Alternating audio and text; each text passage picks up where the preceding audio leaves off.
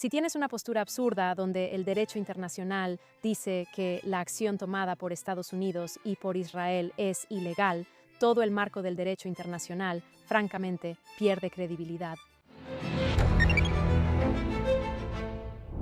Natasha Hausdorff, abogada y directora legal de Abogados del Reino Unido para Israel, nos explicará hoy las bases legales de la operación conjunta entre Estados Unidos e Israel en Irán. Gracias por acompañarnos, Natasha.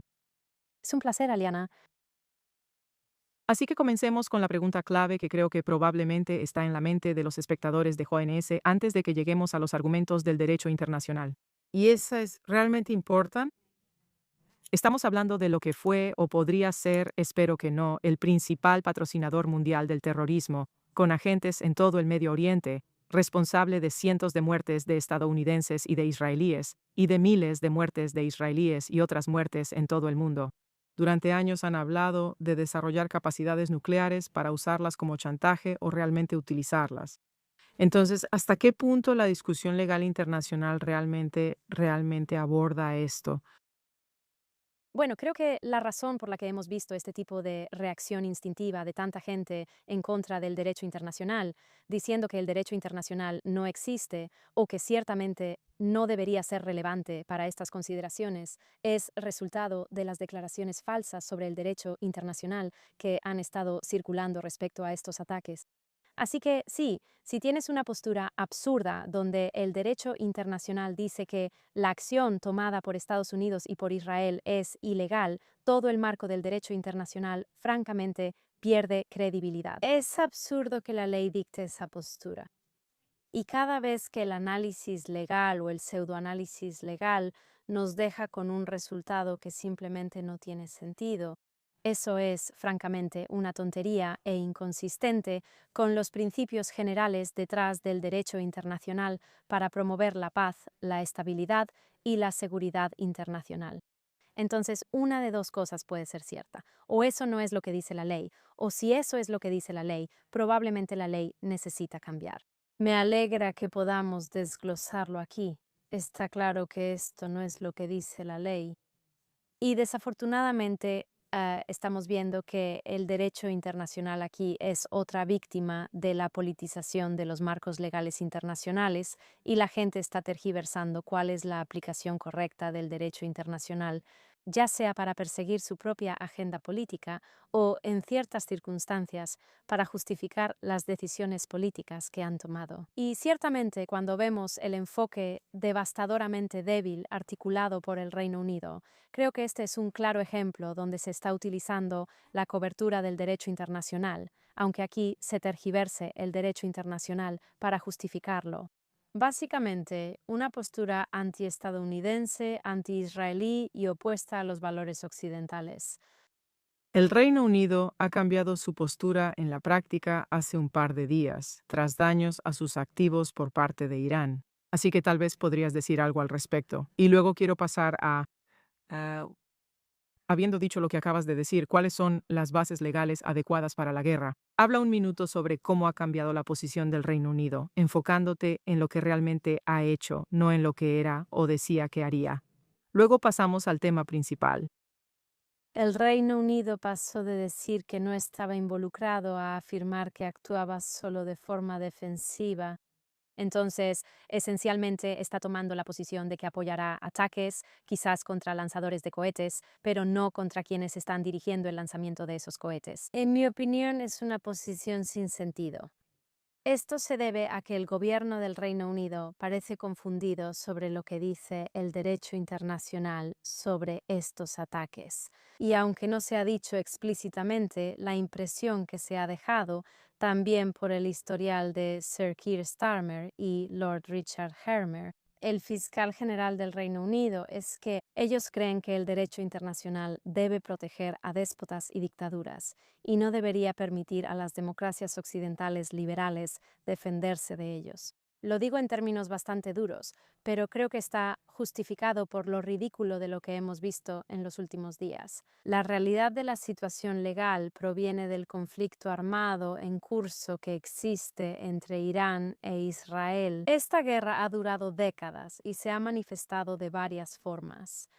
tanto en ataques indirectos contra Israel y los israelíes a través de agentes iraníes, como también, por supuesto, en ataques directos con misiles balísticos y otros proyectiles. Drones que se lanzan para atacar territorio soberano israelí en las últimas etapas de este conflicto armado que continúa.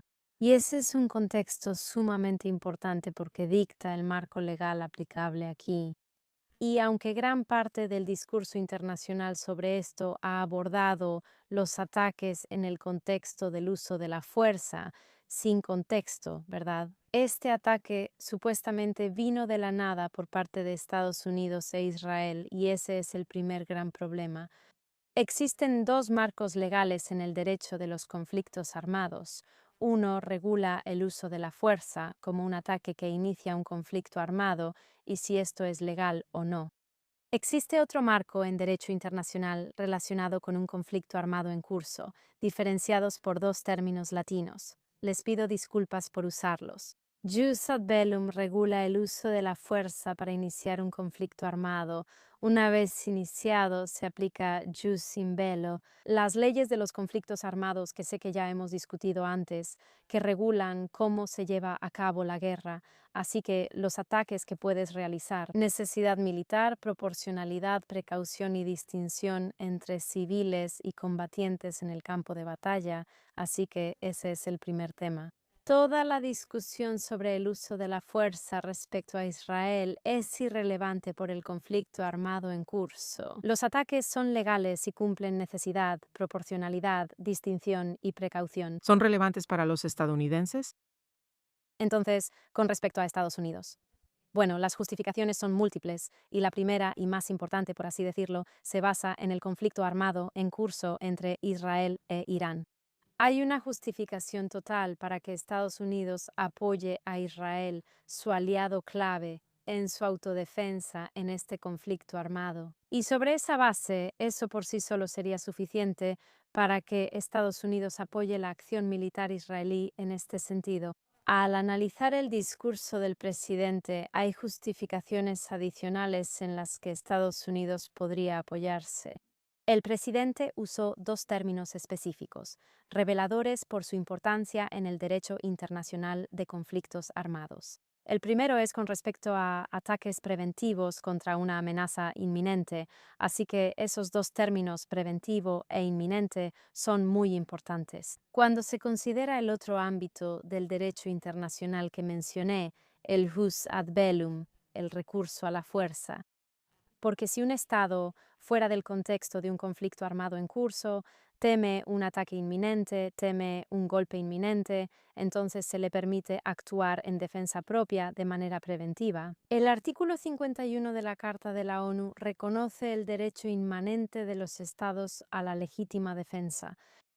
Por lo tanto, ha habido un gran debate sobre si la inminencia es realmente relevante para las amenazas que percibía Estados Unidos. Esto muestra un gran debate en la Academia de Derecho Internacional, también porque cuando el concepto de inminencia se introdujo por primera vez en este marco del derecho internacional, cuando se introdujo por primera vez en la década de 1860, estábamos lidiando con un conjunto de circunstancias muy diferente en términos de capacidad militar.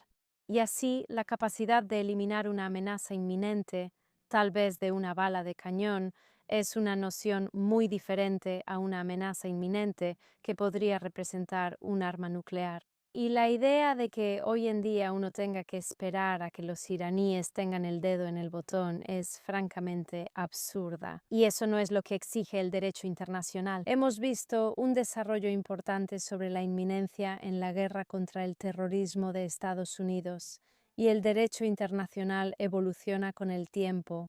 Tampoco es una camisa de fuerza que impida totalmente a un Estado actuar en defensa propia, y lamentablemente este sería el resultado al que se llegaría si se aplicara esta lógica, que Estados Unidos e Israel tendrían que esperar hasta que los iraníes cumplieran su amenaza. Steve Witkoff dice que sugerían que estaban cerca de tener 11 armas nucleares por su enriquecimiento al 60%. En ese punto, La inminencia ya pasó y la capacidad de los estadounidenses para mitigar esa amenaza y eliminarla con éxito se reduce drásticamente, si no es que se elimina por completo. Esa es una aclaración importante sobre la inminencia. Pero, por supuesto, lo que también destacó el discurso del presidente fue la agresión continua del régimen iraní contra los estadounidenses y los intereses estadounidenses en el extranjero. Y cuando uno considera a los cientos de personal militar estadounidense que han sido asesinados por el régimen iraní desde la revolución, y el presidente también mencionó la toma de rehenes de 1979, los ataques continuos del régimen iraní contra estadounidenses e intereses estadounidenses ciertamente respaldan el argumento de que Estados Unidos potencialmente también está en ese conflicto armado continuo con el régimen iraní. Así que permítanme hacer una breve pausa para resumir dónde estamos y luego vamos a pasar a discutir sobre la selección de objetivos, aunque ha planteado algunas preguntas que tal vez yo misma planteé. Desde la perspectiva israelí, la base legal internacional es que hay un conflicto armado en curso, lo cual es fácil de demostrar. E incluso se podría decir teóricamente que hay cooperación. Esto solo intenta resumir la cooperación entre los aliados de Israel para trabajar con él en su autodefensa en medio de este conflicto armado en curso. Aunque se quiera justificar la guerra con otra base, está el tema de la amenaza inminente. Lo que parece, por lo que estás diciendo, es que está siendo definido por, digamos, principalmente críticos europeos como inminente en el sentido más literal, como, ya sabes, los dedos justo encima del lanzador, ya sabes, y en ese momento se te permite atacar, lo cual es sumamente poco realista, mientras que parece. Durante mucho tiempo eso era lo que exigía el derecho internacional. Y, en última instancia, ahora hay un gran debate sobre si la inminencia ha sido actualizada por lo que llamamos práctica estatal, lo cual sí tiene un impacto en cómo evoluciona el derecho internacional. Así que la conducta de Estados Unidos durante la guerra contra el terrorismo y los ataques que realizó Obama contra objetivos terroristas en Siria y Libia. Así que todo eso, en mi opinión, finalmente cambia el concepto de inminencia. Lo importante es que eso es secundario frente a las verdaderas justificaciones, a mi parecer. Y la base legal de estos ataques por parte de Estados Unidos y en apoyo a lo que se llama legítima defensa colectiva en apoyo a Israel. Ahora hablemos de esta increíble operación que ha tenido lugar esta semana, y me disculpo de antemano si se escucha el sonido de un perro o de un niño gritando de fondo.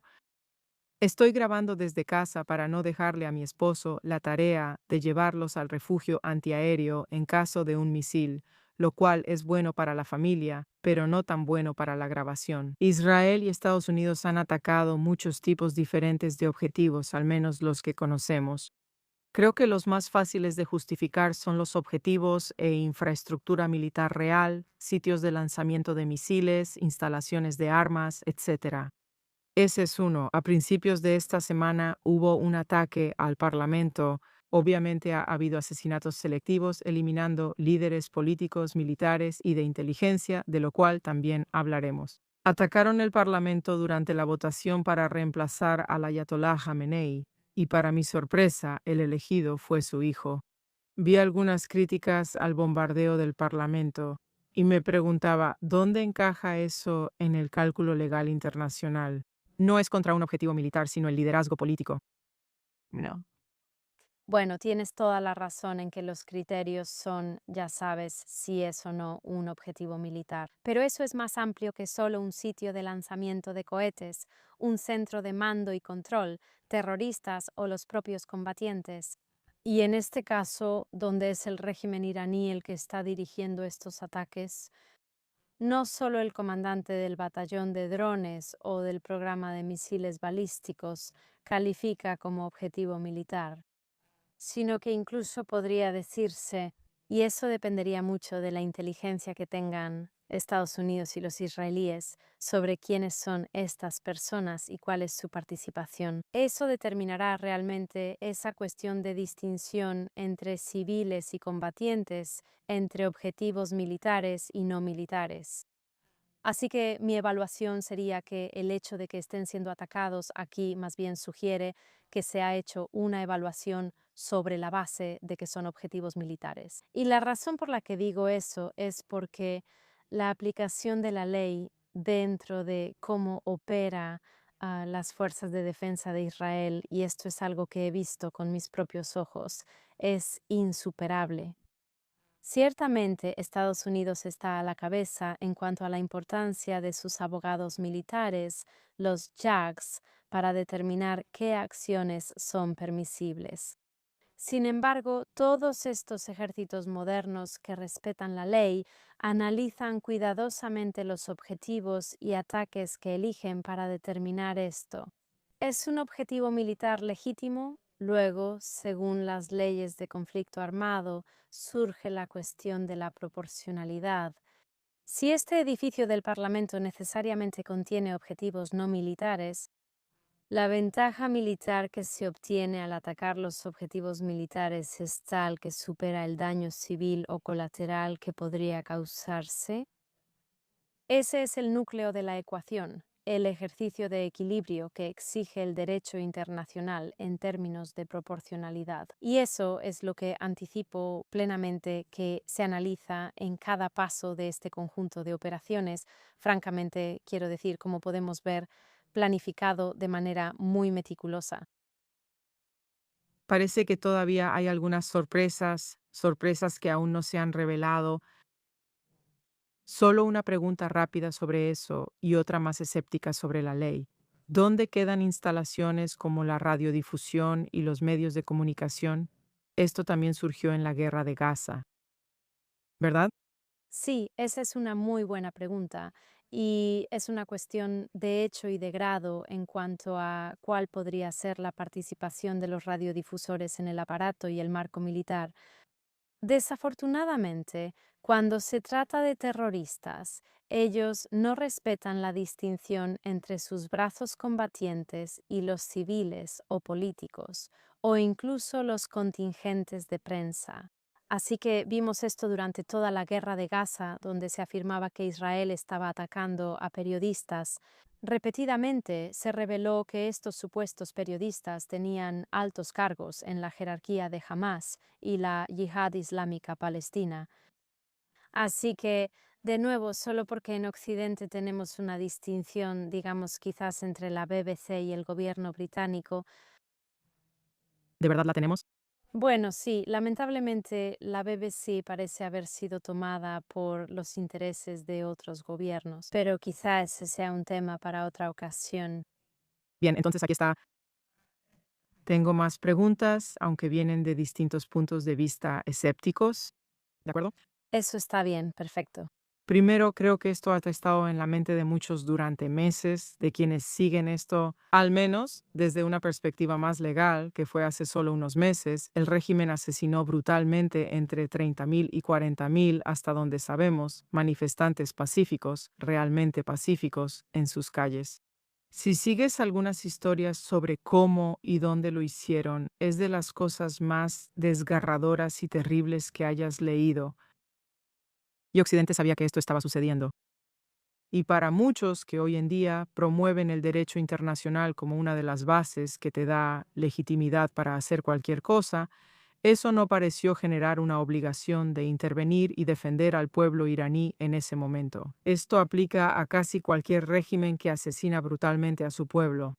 De alguna manera, Occidente, que está tan involucrado en esto, y el Medio Oriente, cualquiera que esté usando el lenguaje del derecho internacional, estamos involucrados en ello. Cuando hay intereses políticos, sí actúan. Pero para salvar a 40.000 personas que no debieron morir, ¿dónde queda su valor? Así que creo que el tema que estás planteando ciertamente resalta la absoluta hipocresía de aquellas personas que han salido a criticar estos ataques recientes y no mencionaron nada sobre los horrendos sucesos del último mes. Pero al final, la única justificación para una acción militar en defensa de esos civiles es un concepto específico del derecho internacional llamado responsabilidad de proteger. Y generalmente se acepta que eso requeriría la participación del Consejo de Seguridad de las Naciones Unidas y una autorización o aprobación formal de ese organismo. Aquí las limitaciones del derecho internacional se hacen evidentes, porque si dependes de que Rusia y China respalden dicha acción, francamente no va a suceder, especialmente en este aspecto con respecto al régimen iraní. La responsabilidad de proteger es un concepto bastante controvertido en el derecho internacional y necesariamente implica violar la soberanía, la integridad territorial de otro Estado. Y así, la manera en que el marco legal internacional ha buscado o ha considerado adecuado permitir eso es con el respaldo del Consejo de Seguridad de la ONU. Así que está extremadamente limitado en ese sentido.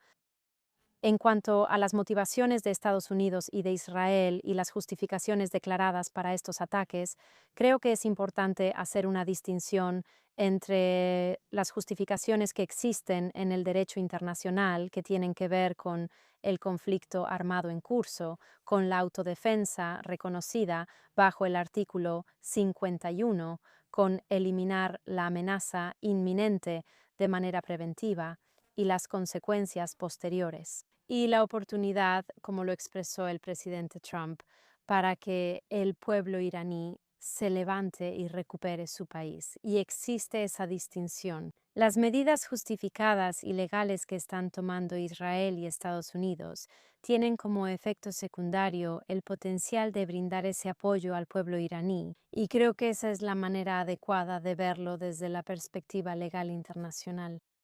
Un aspecto adicional, de hecho, que no he mencionado antes, pero que en realidad fue planteado por Lord David Wolfson, el fiscal general en la sombra en el Reino Unido, es con respecto a las obligaciones de los estados bajo la Convención sobre el Genocidio. Y es un caso interesante. No es necesario en lo que a mí respecta, debido al análisis que expuse, pero creo que es una adición importante por esta razón, que bajo la Convención sobre el Genocidio, los estados están obligados a castigar y prevenir el genocidio, y en circunstancias donde los iraníes claramente estaban buscando cometer genocidio contra el pueblo de Israel con la búsqueda de esta arma nuclear y cumplir sus amenazas que han emitido durante décadas de borrar a Israel del mapa. También hay una justificación legal válida por la cual todos los estados tendrían que sumarse a esta acción y prevenir el genocidio intencionado de este régimen iraní. Solo lo menciono como otro factor a considerar. Y ahí está, empecé a debatir en mi cabeza contra mi propia pregunta en cuanto la hice. Y, por supuesto, la Convención sobre el Genocidio señala que Israel enfrenta una demanda internacional por supuestamente violarla, aunque por supuesto no lo hizo. Pero en un intento de movilizar a los estados de todo el mundo para que intervengan, sancionen y hagan precisamente las cosas que, creo yo, deberían haberse hecho en Irán. Así que, sabes, exactamente lo que dijiste sobre la soberanía es la otra cara de la moneda, que es si realmente queremos que estas herramientas se utilicen de la manera en que supuestamente debían ser utilizadas. Incluso si son de nicho, entonces la Realpolitik dice que solo se van a usar en el caso de Israel. Y lo digo, obviamente no tienes que estar de acuerdo, pero también lo digo por la forma en que estamos viendo estas reacciones mixtas al ataque a Irán. Y eso me lleva a esta otra pregunta, ¿verdad? Y tal vez tú puedas detallar con más precisión dónde se alinean todas las reacciones. Francia, Alemania y el Reino Unido no estaban satisfechos, pero su reacción fue tibia. Ahora consideran enviar recursos a Medio Oriente. Tienes a España, que ha sido increíblemente crítica, y hasta el punto en que creo que Estados Unidos dijo que iba a cortar lazos comerciales. Sí. No permitió que sus propias bases se usaran para lanzar ataques y cosas así. Recuerda que España ha lamentado no tener un arma nuclear para usar contra Israel. Entonces estamos hablando de una declaración completamente loca que hemos escuchado del gobierno de España, desafortunadamente. Pero, sabes, tienes toda la razón. Qué pena, todavía no he visto el lugar y te he escuchado que es realmente hermoso. Y que Canadá se uniera de inmediato respaldando el ataque. Y entonces la pregunta también surge ahí como, ¿cómo podrías tener, si realmente estás usando el mismo tipo de lenguaje, ¿verdad? ¿Cómo podrías tener tan dispares interpretaciones de lo apropiado? Creo que es por razones políticas, pero tú deberías decirme, además, ¿qué implica eso para el régimen de gobernanza global y el derecho internacional? Regreso con un tono más escéptico de lo que quisiera, porque prefiero discutir desde una perspectiva equilibrada e imparcial. Pero siento que los intereses aquí están tan inclinados hacia un solo lado, o deberían estarlo, que no entiendo cuáles son las implicaciones para, ya sabes, lo que nos gusta llamar el régimen del derecho internacional. Bueno, creo que esto nos lleva de vuelta al tema que tocamos al principio de esta conversación, que es cuando tienes un resultado supuesto que está tan fuera de los límites de lo razonable, moralmente, políticamente y de lo éticamente exigido por este conjunto de circunstancias. Y la gente dice, bueno, eso es lo que exige la ley. Inevitablemente todo el derecho internacional se viene abajo y pierde credibilidad. Y mi respuesta a eso es que no se preocupen, porque esa no es una representación precisa de cuál es la posición legal internacional. Pero ya sabes, solo soy una voz y entiendo completamente el daño que se está causando. Cuando tantos supuestos abogados internacionales, pero también políticos que están usando la terminología legal internacional para apoyar y promover su propia agenda política, ahí es donde se está causando el verdadero daño al derecho internacional. Y cuando llegamos a la postura que han tomado diferentes estados, quiero decir, creo que no cabe duda de que la relación entre Estados Unidos y el Reino Unido ha sido enormemente dañada. La presidenta dijo que estaba muy decepcionada con la postura que tomó el Reino Unido cuando se negaron a permitir que Estados Unidos lanzara este tipo de ataques utilizando bases británicas. Esa postura, como mencioné antes, no coincide con la que el Reino Unido adoptó después de que Irán o el régimen iraní dirigieran ataques a bases británicas en Chipre. Y esa extraña distinción entre postura defensiva y ofensiva y solo participar parcialmente de ahora en adelante indica claramente que no sabe lo que está haciendo, que su evaluación legal es un desastre y que las decisiones políticas son igualmente un desastre. Pero el daño a la relación Reino Unido-Estados Unidos ya está hecho. Y ese es un efecto muy significativo de permitirlo. Ni siquiera voy a decir que es derecho internacional, es una mala interpretación del derecho internacional por parte de una clase política en particular, quienes creo tienen una visión del mundo que refleja la era de posguerra, donde no han tenido que enfrentarse a las realidades de cómo es realmente un conflicto armado y pueden comportarse y desarrollar políticas dentro de una burbuja. Esto no considera las realidades que enfrentan quienes viven en la región, es decir, un régimen islámico genocida que ha oprimido al pueblo de Irán y la región. Y esa falta de contexto, creo yo, ha jugado a favor de quienes presentan el derecho internacional de una manera particular. Eso al final beneficia a los déspotas y dictaduras. Quiero decir, he visto a una académica y comentarista estadounidense prominente decir que un ataque preventivo es completamente ilegal cuando es un estado más fuerte atacando a uno más débil. Eso es una tontería y no refleja lo que dice el derecho internacional, que no distingue entre fortaleza y debilidad. Todo se trata de la justificación de los ataques en el contexto del marco del derecho internacional y los derechos inherentes y continuos de legítima defensa. Ninguna norma del derecho internacional considera la fortaleza o debilidad de las partes en un conflicto armado de esa forma. Y eso, en mi opinión, parece ser esta wokeificación de la discusión legal internacional que la ha alejado completamente de lo que dice el verdadero derecho internacional. Woke. Lo escucharon aquí, amigos. Bien.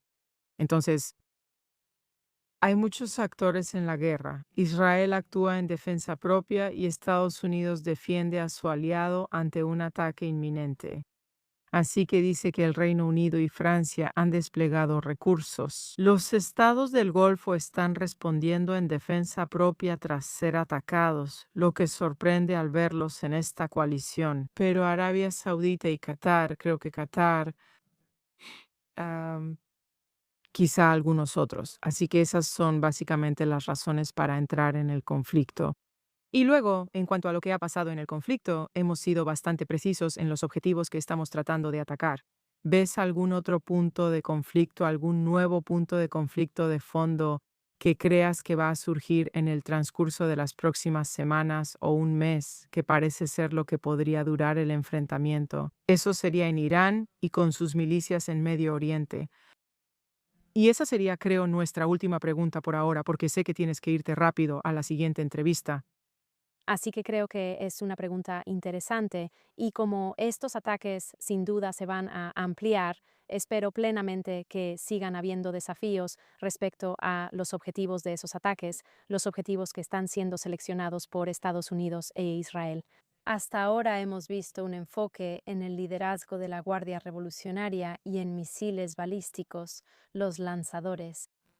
Pero, inevitablemente, con los avisos de evacuación que ahora se han dado para Teherán, eso es, por supuesto, de acuerdo con el principio de precaución, buscando evitar víctimas civiles tanto como sea posible. También el sur del Líbano.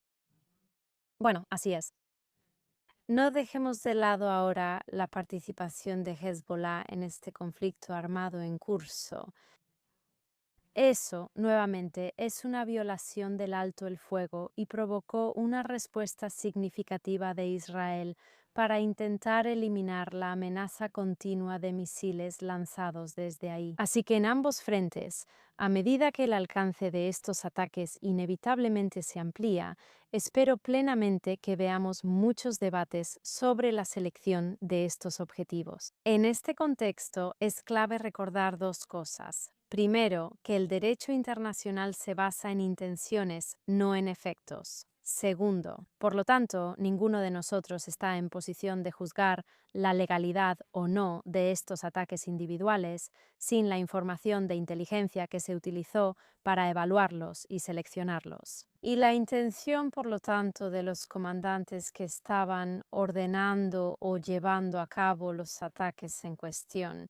Hemos visto a políticos de todo el mundo declarar que la conducta XYZ de Israel en el pasado ha sido ilegal, sin tener la base para hacer esa evaluación. Y esos estados que han tenido acceso a ese material durante, por ejemplo, la guerra en Gaza, incluyendo al Reino Unido y a Estados Unidos, han dicho constantemente que no tenían preocupaciones sobre la proporcionalidad y la selección de objetivos de Israel. Y creo que eso dice mucho sobre el análisis real de cómo al menos las fuerzas de defensa de Israel, pero también por extensión las Fuerzas Armadas de Estados Unidos, cumplen con los requisitos del derecho internacional en el contexto de un conflicto armado. Bueno, primero que nada, quiero agradecerte de nuevo por venir. Sé que estás como 24 horas al día en los medios en este momento y es sumamente importante. Para nosotras es como nuestro aniversario de un año. Tu entrevista fue la primera que abrió este programa.